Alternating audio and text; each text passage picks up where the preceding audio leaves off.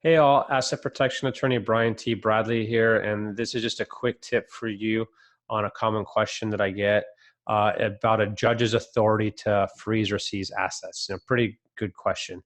I get it a lot, and it makes sense why there's so much confusion on it. Yes, a judge can do anything. It's possible for a court in the U.S. to do almost anything. That's what a judge's practical authority is, and what we're fighting.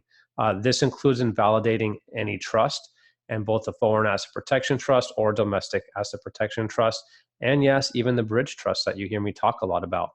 There is simply no way to ensure what a U.S. court is going to do. I don't deny this. It's our new legal system that we're in. But the more important question is, what would the impact be if this happened and you had to actually trigger the bridge trust or you had the full foreign asset protection trust? If a good strategy actually triggered the bridge trust into crossing the bridge to a foreign asset protection trust, then the U.S. court invalidating it would make virtually zero difference to the effectiveness of the trust. Again, it's going to make virtually zero difference to how effective the trust actually is. This is for all the same reasons that the full foreign asset protection trust is going to withstand a U.S. court challenge. So will the triggered bridge trust. Remember, it is a foreign asset protection trust. And like I said, legal cases take years to unfold. If triggering the bridge trust into a foreign asset protection trust is the right move to make, the inherent delays in the legal system provide more than enough time. The idea that the average plaintiff can just run into court and convince the judge to freeze all your assets before a trial begins is just unfounded. We've never witnessed any case in which this actually occurred, or a request that's even been made for that. We advise clients that if this is a real risk and you're really concerned about that, then maybe they're one of those very, very rare cases where beginning with a fully foreign asset protection trust should then be considered for them. For a deeper dive into this, one of the only really rare and very extreme cases I saw was the U.S. first grant case.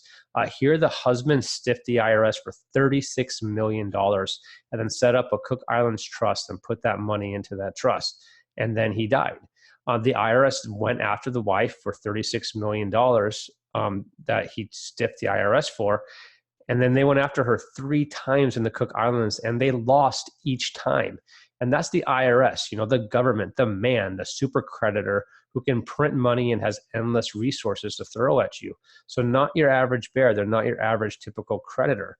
The $36 million is still safe in the Cook Islands, and it's not in the hands of the IRS, even with the relentless attempts against the wife. Yes, the IRS was actually able to get an injunction placed on her. So Ms. Grant also can't access the money. So it's a stalemate right now. But that was a very rare situation where her trust had a major drafting flaw. She was given the non-reviewable sole and complete discretion to remove and replace the trustee at any time. That's not good. That's control. Also, Ms. Grant made a very big mistake in attempting to transfer a large amount of funds, over $200,000 to her son before the case was even settled, after she just told the court that she had no control and power to do this. Again, that's not good. And so that opened the floodgates back to her being attacked again by the IRS seeking the money. But even with all these self-made problems by Ms. Grant and her husband, she still has possession of the tens of millions of dollars and has the option and ability to force a negotiation and a settlement and to live, her life with plenty of enough money to live a very comfortable life. But the question begs to be asked, was Miss Grant better off with or without the trust? Knowing what you know now, would she still have wanted the trust or not? I'd say yes, she would, because nothing purely domestic would have kept that money safe for her. So at the end of the day, a U.S. judge can do whatever a U.S. judge wants. But the effect of it with a properly drafted asset protection trust, or better yet, the bridge trust, is virtually zero. Thanks for listening, and I hope that this helps.